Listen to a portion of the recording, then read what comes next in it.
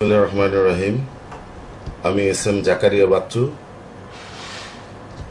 আমি বিগত 2018 সালে আমাদের দিনাজপুর 5 পার্বতীপুর ফুলবাড়ী নির্বাচনী আসন থেকে প্রাথমিকভাবে মনোনয়নপ্রাপ্ত হয়েছিলাম। আপনার প্রশ্ন অনুযায়ী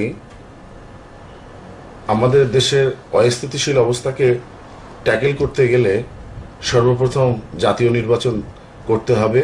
স্থানীয় নির্বাচন পরের ব্যাপার, কিন্তু সবচেয়ে আগে জাতীয় নির্বাচন করতে হবে এবং খুব তাড়াতাড়ি একটা জাতীয় নির্বাচন করা আমাদের পক্ষে দরকার। এই 17 বছরে আমরা কিন্তু সবগুলো কাজ যে 100% করতে পারছি এমন কোনো কথা নয়। কিছু কিছু কাজ আমরা করতে পারিনি। এই হায়না সরকার বিভিন্নভাবে আমাদেরকে পেরেশানিতে ফেলাইছে। যেমন আমাদের ব্যবসা বাণিজ্যতে বিভিন্ন রকম অনাকাঙ্ক্ষিত কিছু সমস্যার সৃষ্টি করেছে, আমাদের জমি জমা বেদখল করে দিয়েছে। সর্বোপরি কেস কারবারের ভিতর দিয়ে আমাদের নেতাকর্মীরা সুস্থভাবে কেউ ছিল না। তারপরেও এই 17 বছরে আল্লাহর অশেষ রহমতে আমাদের নেতা জনাব তারেক রহমান করোনাকালীন সময়ে আমাকে একটা চিঠি দিয়েছিল। সেই চিঠির পরিপ্রেক্ষিতে আমি প্রায় 2 ট্রাক ত্রাণ সামগ্রী আমি করোনাকালীন সময়ে বিতরণ করেছি এবং আমার নেতা জনাব তারেক রহমানের পর্যায়ক্রমে যেগুলো নির্দেশনা এসেছে আমি সব নির্দেশনাগুলো পর্যায়ক্রমে পালন করেছি।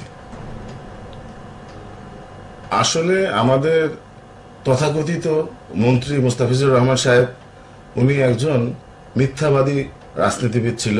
উনি মিথ্যার ভিতর দিয়ে মানুষকে কনভার্ট করত। আর সর্বোপরি আমাদের যে নেতৃত্ব, যিনি অন্য দল থেকে এসে আমাদের 1995 সালে আমাদের দলের হাল ধরেন, তিনি বারবার নির্বাচন করেছেন। তেনাকে আমাদের জনগণ খুব ভালোভাবে অ্যাকসেপ্ট করেনি, তাই উনি নির্বাচিত হতে পারেননি। গণ অভ্যুত্থানের পর, বিশেষ করে 5 তারিখের পর থেকে আমাদের দলে নতুন নতুন নেতাদের আবির্ভাব ঘটেছে। অনেক হাইব্রিড নেতা এসেছে।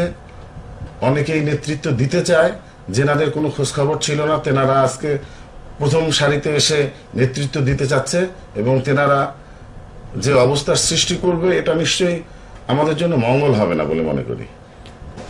36 দিনে আসলে দেশ অবমুক্ত হয়নি। এটা দীর্ঘদিনের প্রতীক্ষার ফল। আমাদের নেতা জনাব তারেক রহমান সাহেব 17 বছর থেকে এটার পরিকল্পনা করেছেন এবং আমরা যারা এটার পিছনে ছিলাম, আমরা বিভিন্নভাবে ছাত্রদেরকে সহযোগিতা করেছি, সাপোর্ট করেছি, আমাদের লোকজন দিয়ে তাদেরকে হেল্প করেছি।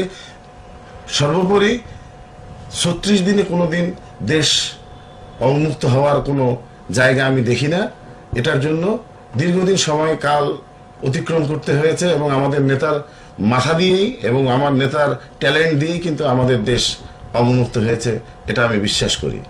অবশ্যই গণতন্ত্রের মা আমাদের নেত্রী বেগম খালেদা জিয়া, তিনি যদি আল্লাহ তাআলা তাকে সুস্থ রাখেন, চতুর্থবারের মতো তিনি আমাদের দেশের প্রধানমন্ত্রী হবেন এবং আল্লাহ তাআলা তাকে সুস্থ রাখুক। আমরা চাই রুট লেভেলের যে জনগণ, রুট লেভেলের যে নেতাকর্মী, তারা অবশ্যই সকলেই চাই যে আমাদের নেত্রী আরেকবারের মতো প্রধানমন্ত্রী হোক।